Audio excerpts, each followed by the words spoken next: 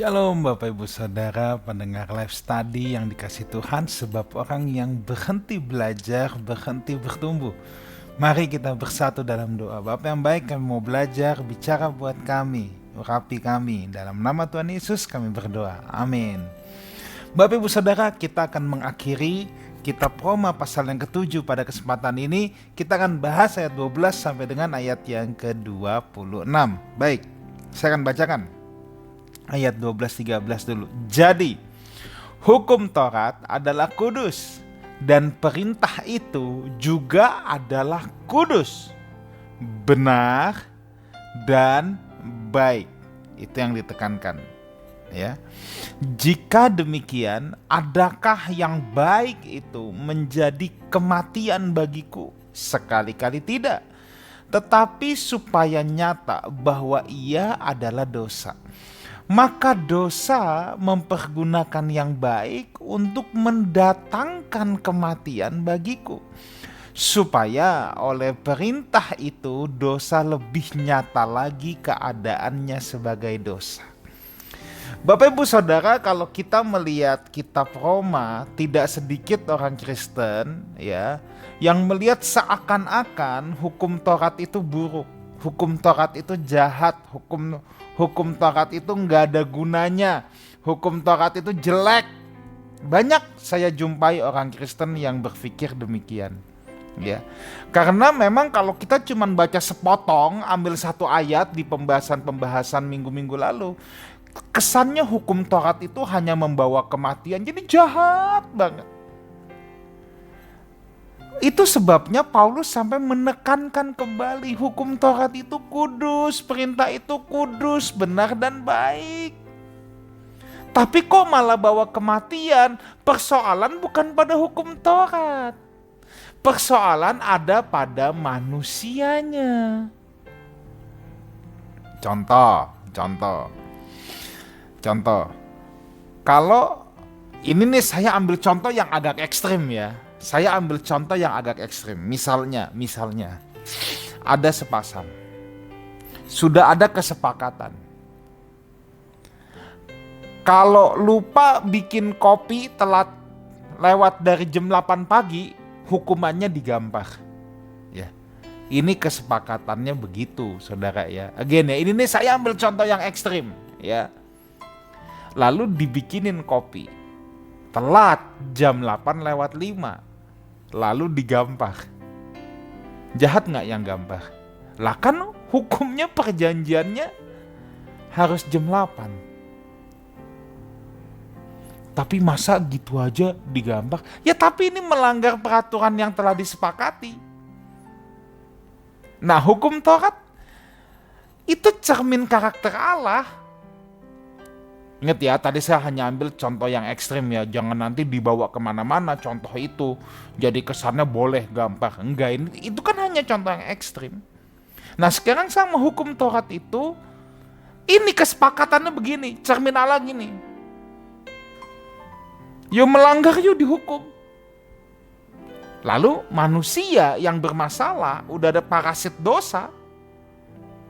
Ada parasit dosa yang menempel pada gambar dan rupa Allah, pada gambar Allah dalam diri manusia, membuat manusia kecenderungannya mau bikin yang salah, lalu dihukum.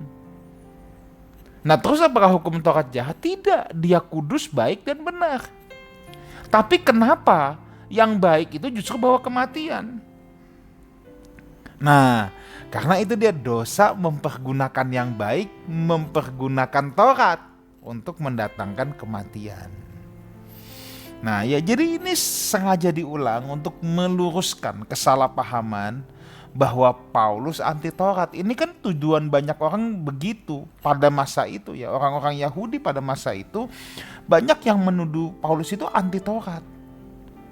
Sekaligus ayat ini juga saya percaya untuk orang Kristen hari ini yang memandang Taurat seakan-akan hina, buruk, dan sumber malapetaka. Padahal sumber malapetaka itu bukan Taurat, tapi dosa yang ada dalam diri manusia, itu yang mendatangkan kematian. Kalau nggak ada dosa dalam diri manusia, nggak ada masalah dengan Taurat. Taurat itu kudus, benar, dan baik.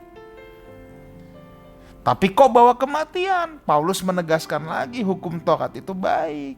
Dosa menggunakan apa yang baik untuk membawa kematian kepada manusia karena dosa.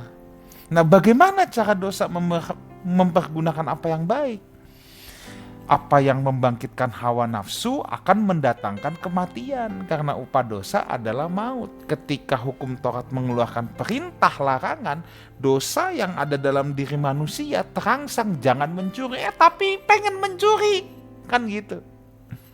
Jangan mengingini, tapi aku pengen mengingini, dirangsang. Dan dieksekusi, dosa itu mendatangkan maut. Jangan berzina, tapi aku ingin berzina. Itu kan semua kodrat dosa yang ada dalam diri manusia. Nah, dosa itu yang melahirkan maut. Tidak ada yang sebaik dan sekudus hukum Taurat. Tapi kodrat manusia yang sudah korup, gambar Allah yang korup dalam diri manusia, itu yang menyelewengkan. Ya. Jadi tidak ada yang sebaik dan sekudus hukum Taurat. Orang itu cermin karakter Allah kok. Nah, pasal 7 adalah pasal penginjilan kepada Israel, agar mereka sadar bahwa pembenaran mereka bukan karena Taurat, tetapi hanya terjadi dalam Kristus. Karena pada akhirnya tidak ada yang sanggup melakukan Taurat, Yesus yang menggenapi di dalamnya. Jadi tuduhan orang Yahudi ekstremis kepada Paulus bahwa Paulus menghina Taurat atau membatalkan Taurat, semuanya tidak benar. Paulus menghormati Taurat, tapi ingin memberitahu kepada mereka semua, kamu tuh gak mungkin dibenarkan karena Taurat. Kenapa? Kamu gak bakal sanggup. Yang ada, kamu dirangsang terus. Akhirnya dosa yang ada dalam kita menjawab rangsangan dari hukum itu, sehingga dosa itu mendatangkan kematian. Justru kodrat dosa yang ada dalam diri kita akan terpancing keluar. Ya, itu masalahnya, mengakibatkan dosa karena Taurat itu kudus dan baik. Ayat 14. Sebab kita tahu bahwa hukum Taurat rohani. Tuh lihat, hukum Tauratnya rohani, tetapi aku bersifat daging, terjual di bawah kuasa dosa. Ini kesimpulan yang luar biasa. Hukum Taurat rohani, aku yang daging. Paulus tuh omongin diri sendiri dulu, aku yang daging. Paulus gak nyala-nyalain orang lain, dia sadar aku yang daging. Beda sama kita hari ini, ingatnya ngomongin orang tapi lupa ngomongin diri sendiri. Kita tuh senengnya menyorot kesalahan orang lain, tapi lupa menyorot kesalahan sendiri. Paulus gak begitu. Dia memang lagi mengajar, menyindir, menghajar orang-orang Israel, orang-orang Yahudi pada saat itu. Tapi dia menyoroti dirinya sendiri dulu. Aku ini daging, terjual di bawah kuasa dosa. Nah, lalu Paulus menjelaskan, sebab apa yang aku perbuat aku gak tahu. Bukan apa yang aku kehendaki yang aku perbuat, tapi yang aku benci itu loh yang aku perbuat. Jadi jika aku perbuat apa yang tidak aku kehendaki, aku menyetujui bahwa hukum Taurat itu baik. Nah, ini kita mesti resapi ya. Kalau demikian, bukan aku lagi yang memperbuatnya, tetapi dosa yang ada di dalam aku. Oke, jadi pertama-tama kita lihat ayat yang ke-15 ya. Sebab apa yang aku perbuat aku tidak tahu. Bukan apa yang aku kehendaki yang aku perbuat, tapi apa yang aku benci. Bukankah ini apa yang kita gumuli? Tahu apa yang baik, tapi kita melakukan yang jahat. Saya percaya orang gak ada yang cita-citanya berbuat jahat. Gak ada tuh perampok yang dari sekolah kalau ditanya cita-citanya apa, cita-cita saya jadi perampok. Gak ada, pasti gak ada. Gak ada orang yang di hari pertama menikah, cita-cita saya berzina. Gak ada. Gak ada orang yang punya cita-cita gitu. Yang membunuh, saya cita-cita saya jadi pembunuh. Gak ada, pasti gak ada. Ya, inilah pergumulan setiap orang. Tahu apa yang baik, tapi kita melakukan apa yang jahat. Pergumulan ini dirasakan oleh semua orang. Orang Kristen lahir baru juga pasti mengalami pergumulan ini. Tahu jadi seperti Kristus itu gimana, tapi faktual kita di lapangan itu jauh. Ya. Jadi ayat 15 ini menggambarkan perjuangan. Tapi kan belum selesai sampai sini. Nanti Paulus kasih jalan keluar. Tapi kita akui dulu, keberadaan ini pergumulan semua orang loh. Mau saudara Kristen, bukan Kristen, pelayanan, gak pelayanan, khotbah, gak khotbah. Ini pergumulanmu. Ini pergumulan saya.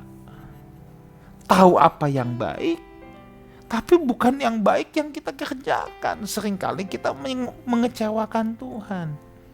Nah jadi jika aku perbuat apa yang tidak aku kehendaki, aku menyetujui bahwa hukum Taurat itu baik. Oh iya, hati kita sih maunya pasti melakukan. Inti daripada Taurat itu kan, ini konteksnya cermin karakter Allah yang tertuang pada 10 hukum pertama ya, bukan soal tata cara sunat dan yang lain-lain enggak, tapi cermin karakter Allahnya ya, yang disarikan. Kasihilah Tuhan Allahmu dengan segenap hatimu, jiwamu, akal budimu, kekuatanmu. Kasihilah sesamamu manusia seperti dirimu sendiri. Kita semua mau melakukan itu. Ada hasrat, pasti.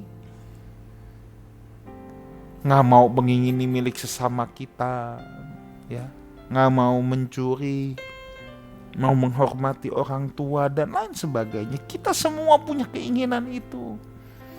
Tapi masalahnya itu yang saya katakan tadi, ya, sudah ada parasit yang menempel. Nah saudara, kodrat manusia itu kan gambar Allah. Nah gambar Allah ini yang terkorap. Tapi maaf kalau dikatakan rusak total, saya nggak setuju. Ya, saya nggak setuju. Kan ada yang ekstrim, rusak total, nggak ada yang baik, semua kebaikan manusia nggak berkenan. Biasa ayat yang dipakai, ya saya kebaikan manusia seperti kain kotor. Lalu semua orang yang berbuat baik pun kita anggap hina. Nggak bisa saudara ya. Nyatanya Ayub itu zaman sebelum ada Taurat bahkan. Kesalehan Ayub berkenan di hadapan Tuhan.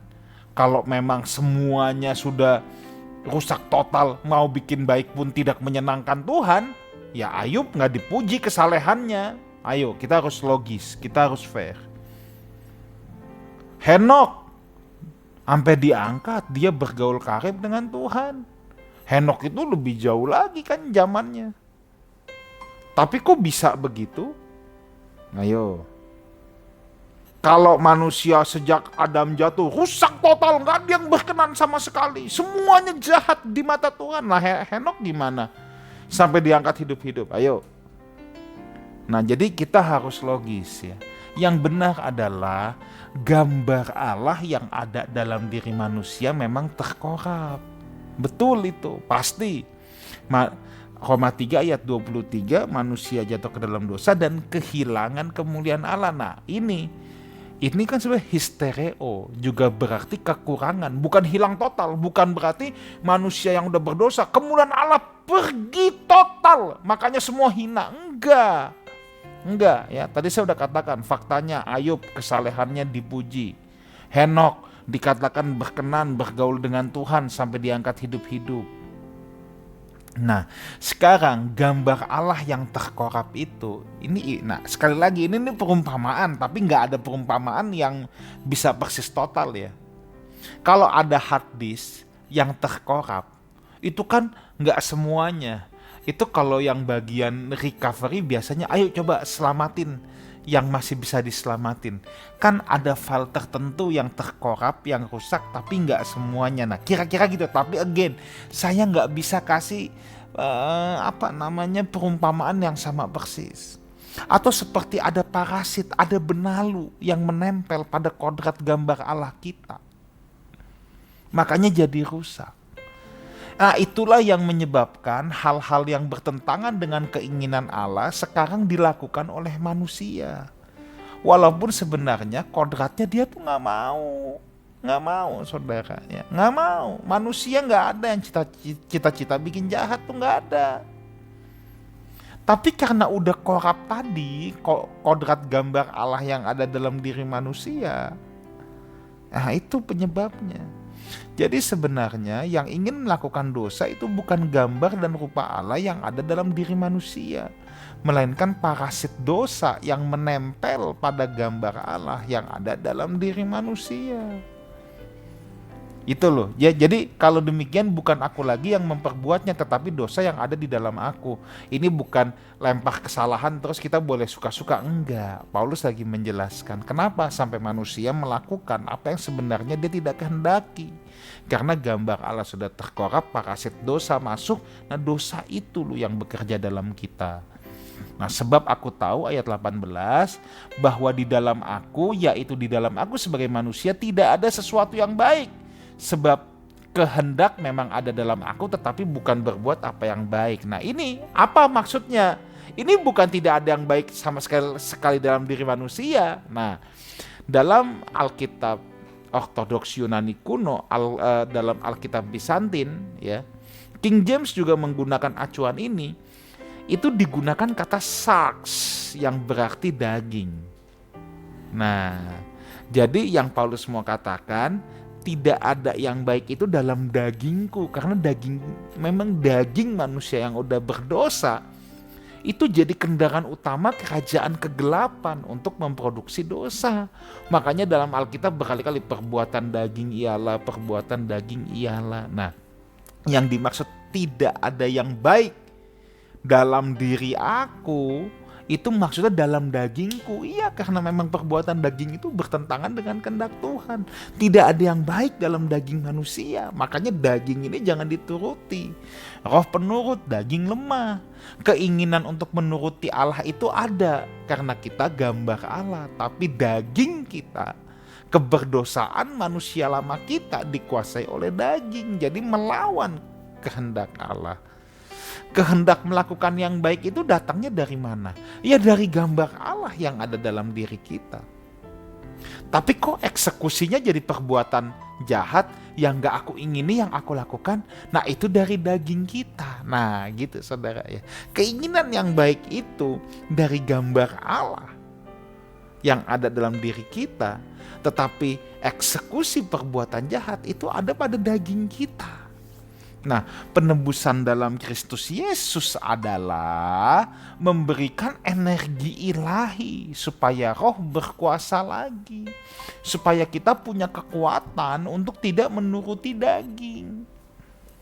Gambar Allah dipulihkan lagi sehingga manusia punya kemampuan untuk melakukan kehendak Allah. Dan inilah bukan karena kuat gagah kita, tapi energi ilahi, tapi Roh Kudus yang diberikan kepada manusia agar mampu melakukannya. Dalam hal ini, roh manusia perlu diberi makan supaya kuat. Firman yang kasih makan. Nah kalau rohnya nggak dikasih makan, rohnya kurus kerempeng, yang dikasih makan dagingnya terus, dagingnya jadi makin kuat. Ya, jadi ini yang penting. Roh manusia itu harus dikasih makan. Makanannya bukan dari roti dan daging saja, tapi dari perkataan Allah, dari firman Allah. Daging yang harus dipuasain, jangan dibalik. Daging dikasih makan, perbuatan jahat dituruti, rohnya disuruh puasa, gak pernah baca firman, gak pernah belajar firman. Nah banyak orang tuh begitu, daging dikasih makan, roh disuruh puasa. Harusnya terbalik, roh dikasih makan, daging yang dipuasain terus menerus sampai dia mati. Puasa daging di sini bukannya berarti nggak boleh makan, bukan itu saudara ya. Puasa daging yang dimaksudkan di sini adalah ketika daging ini bereaksi, mengingini hal yang bertentangan dengan kehendak Tuhan, itu yang harus dihentikan. Jangan dikasih makan, kita paksa suruh puasa. Gitu saudara ya. Nah, jadi sekarang kita di ayat 19 dan 20. Sebab bukan apa yang aku kehendaki, yaitu yang baik yang aku perbuat, melainkan yang tidak aku kehendaki, yaitu yang jahat yang aku perbuat. Jadi jika aku berbuat apa yang tidak aku kehendaki, maka bukan aku lagi yang memperbuatnya, tetapi dosa yang di dalam aku. Apa maksudnya dosa di dalam aku? Hamartia, kemelesetan dari kehendak Tuhan. Jadi daging membawa kita meleset terus dari kehendak Tuhan, saudara. Ya, dosa di sini kan hamartia. Ya, daging selalu maunya meleset dari kehendak Tuhan. Ayat 21 sampai 23. Demikianlah aku dapati hukum ini, jika aku mengkehendaki berbuat apa yang baik, yang jahat itu ada padaku. Sebab di dalam batinku aku suka akan hukum Allah, tetapi di dalam anggota-anggota tubuhku aku melihat hukum lain yang berjuang melawan akal budiku dan membuat aku menjadi tawanan hukum dosa yang ada di dalam anggota-anggota tubuhku. Coba lihat, dalam batin artinya gambar Allah dalam diri manusia itu menyukai hukum Allah. Nah, ini yang menarik, ayat yang ke-23. Ya, membuat aku jadi tawanan dosa. Dengar baik ini, batin kita yang ada gambar Allah memang maunya menyukai hukum Allah. Tapi dosa membuat kita jadi tawanan hukum dosa. Maksudnya apa? Dosa adalah perbudakan. Dosa dalam kekristenan itu bukan sekedar perbuatan, tapi perbudakan. Konsep ini gak diajarkan di agama manapun. Ya, dosa itu perbudakan. Tubuh yang seharusnya milik Allah sekarang melayani dosa. Kenapa? Sudah diperbudakan. Dan jalan keluar dari perbudakan adalah penebusan. Makanya Tuhan harus menebus kita. Orang suka bilang, kenapa sih nggak dimaafkan saja, pakai harus ditebus segala? Ya karena budak itu hanya bisa ditebus. Ini bukannya Abeng salah sama Acoy, salah minta maaf. Tapi manusia yang terjual di bawah hukum dosa itu jadi tawanan. Harus ditebus. Nah, supaya hukum dosa itu tidak lagi berkuasa dalam hidup manusia, manusianya ditebus. Nih, ini sih sebenarnya ya ada orang yang bilang bermain kata-kata, tapi sebenarnya enggak juga. Sering nggak saudara dengar ini? Tuhan menebus dosa kita. Itu salah loh. Salah. Yang benar gini, Tuhan menebus kita dari dosa. Beda, yang ditebus manusianya, bukan dosanya. Yang ditebus itu adalah hal yang berharga. Dosa itu gak ada nilainya, itu sampah jijik, ngapain ditebus? Yang Tuhan tebus itu manusianya, bukan dosanya.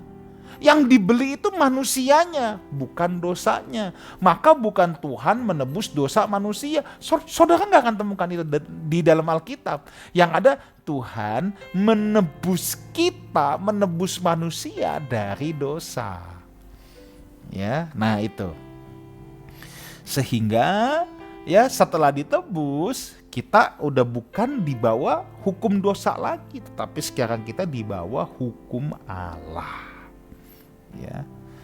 Oke, ayat 24 sampai 26. Aku manusia celaka, siapa yang akan melepaskan aku dari tubuh maut ini? Syukur kepada Allah oleh Yesus Kristus Tuhan kita. Nah, ini solusinya. Jadi dengan akal budiku aku melayani hukum Allah, dengan tubuh insaniku aku melayani hukum dosa. Solusi diberikan oleh Tuhan Yesus dengan cara apa? Penebusan. Supaya kita ditebus menjadi milik Tuhan. Tapi ini bukan berarti boleh buat dosa seenaknya. Ayat ini sebenarnya harusnya atau dapat diterjemahkan, aku hanya taat kepada hukum Allah dengan akal sehatku. Memang dagingku atau hawa nafsuku taat kepada hukum dosa, tetapi sekarang mana yang kita mau turutin, saudara? Tentu kita harus menuruti hukum Allah. Ketika kita memilih itu, Memang kita sudah diberikan energi ilahi, kemampuan oleh Tuhan supaya kita bisa mengerjakan hukum Allah. Dulu sebelum adanya penebusan, kita nggak bisa. Kita maunya senangnya sama yang jahat terus. Ada di kubangan dosa terus. Nah sekarang setelah ditebus Tuhan Yesus, kita punya keinginan yang kita mau itu melakukan kehendak Allah. Keinginan yang jahatnya jadi tidak ada. Tapi kalau ini dikasih makan terus, ya bisa muncul lagi. Makanya jangan menggadaikan lagi. Kalau sudah ditebus, jangan digadaikan lagi. Ya, kiranya kita semua menghayati berita penebusan ini dan kita mau memilih dengan akal sehat kita mau taat kepada hukum Allah. Yuk, kita kasih makan roh kita biar kuat, puasain daging kita, biar daging kita mati. Tuhan Yesus memberkati kita semua. Amin. Mari kita berdoa.